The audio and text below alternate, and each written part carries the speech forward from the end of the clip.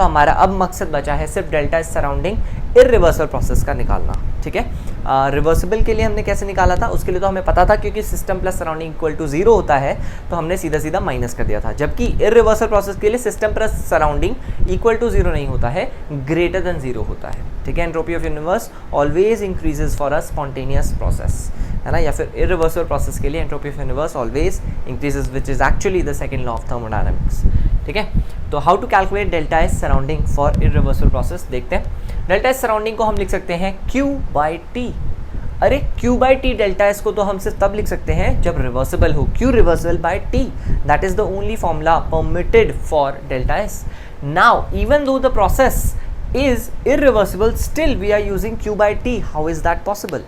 And more importantly, what is this Q surrounding? ये Q surrounding क्या है, तो इसको समझते हैं। Q surrounding is basically जो सिस्टम ने हीट सराउंडिंग में दी, या ऐसा बोल सकते हैं ये हमारे पास सिस्टम है। सपोज हमने सिस्टम की हीट बोली -10 जूल।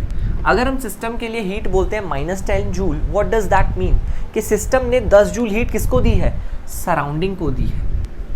तो अगर सिस्टम ने 10 जूल हीट सराउंडिंग को दी है, तो मैं Q फॉर सराउंडिंग कैसे लिख सकता हूँ इसी चीज़ को, इसको मैं लिखूंगा +10। क्यों, क्योंकि सराउंडिंग को तो मिली है ना, सराउंडिंग की एनर्जी में बढ़ोतरी हुई है ना, इंक्रीज हुआ है उसकी एनर्जी में। और एनर्जी जब भी इंक्रीज होती है किसी भी सिस्टम की, तो हम उसे बोलते हैं एनर्जी इंक्रीज वाले प्रोसेस के लिए साइन पॉजिटिव यूज़ करते हैं, ठीक है। तो यहाँ पे सिस्टम से बाहर जा रहा था, तो यहाँ पे एनर्जी डिक्रीज हो रही थी, तो हीट का साइन नेगेटिव लिया था। वही हीट जब सराउंडिंग में जाएगी तो सराउंडिंग की एनर्जी बढ़ेगी, और इसीलिए उस टाइम पे उसका साइन हमने पॉजिटिव लिया है, ठीक है। यानी बेसिकली मैं क्या इसे -Q लिख सकता हूँ, बिल्कुल, क्योंकि Q जो हम टर्मिनोलॉजी यूज़ करते हैं वो हमेशा सिस्टम के रिस्पेक्ट में करते हैं, तो क्यों ना हर कुछ Q के टर्म्स में कन्वर्ट कर लिया जाए। इसीलिए मैंने Q सराउंडिंग को फाइनली -Q लिख दिया, और -Q by T is the formula for delta S surrounding. क्या ये फॉर्मूला रिवर्सिबल प्रोसेस के लिए भी वैलिड होगा? हाँ, बिल्कुल वैलिड होगा। रिवर्सिबल प्रोसेस के लिए तो वो तो प्रोसेस सिस्टम के लिए ही रिवर्सिबल है, तो सराउंडिंग पे तो ऑब्वियसली हम लगा ही सकते हैं, क्योंकि इसका रीज़न क्या है, हम इरिवर्सिबल प्रोसेस में भी हम क्यों डायरेक्टली Q यूज़ कर पा रहे हैं, इसका क्या कारण है।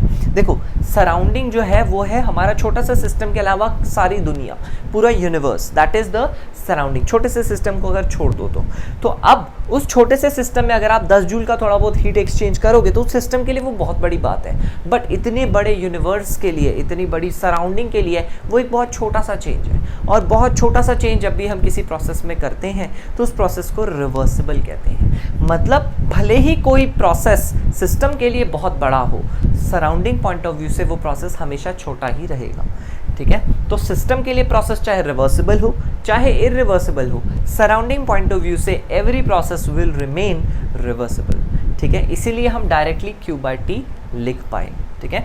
तो वो मैंने यहाँ पे एक्सप्लेनेशन लिख दिया है। Since as the surrounding is of very large size, any process whether reversible or irreversible will cause negligible change in the surroundings, and so they can be treated as reversible। कोई भी process को हम reversible treat कर सकते हैं for surrounding point of view, ठीक है, क्योंकि सराउंडिंग में उसका नेग्लिजिबल चेंज होता है। So we can write delta S surrounding equals to -Q by T for both reversible as well as irreversible processes.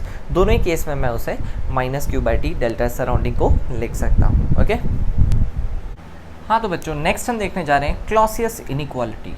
Clausius inequality basically कुछ नहीं है, अभी तक हमने जो पढ़ा है वो ये पढ़ा है कि डेल्टा एस यूनिवर्स जो होता है वो रिवर्सिबल प्रोसेस के लिए 0 होता है, और इरिवर्सिबल प्रोसेस के लिए जो कि स्पॉन्टेनियस होता है उसके लिए delta S universe greater than 0 होता है। इसका मतलब delta S universe for any existing process will be either greater than 0 और इक्वल टू 0, ओके।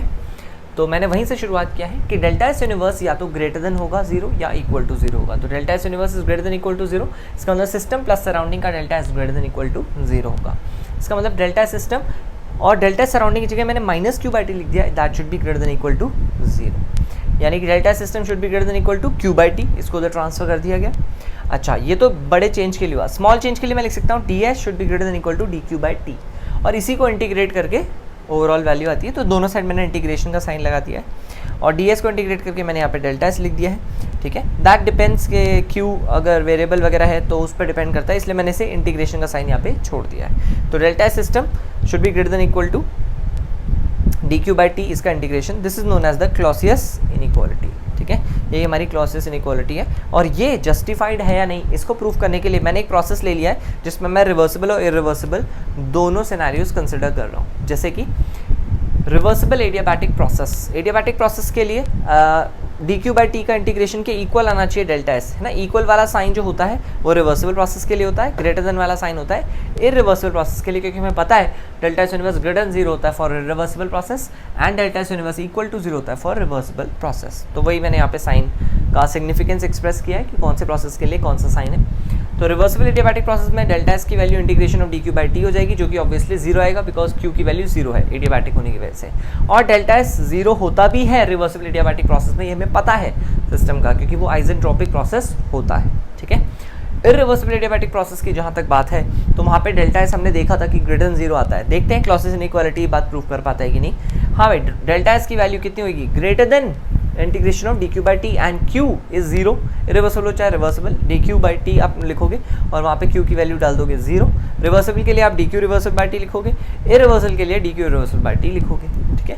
यहाँ पे आपने q dq की वैल्यू 0 पुट कर दी तो डेल्टा एस ग्रेटर देन 0 आ गया। देयरफॉर हमें ये पता चल रहा है कि दोनों ही प्रोसेस में जस्टिफाई हो रही है हमारी Clausius inequality. Therefore Clausius inequality holds true for both reversible and irreversible process. ये तो मैंने एक प्रोसेस लिया है, हर एक प्रोसेस में आप जस्टिफाई कर पाओगे, ओके।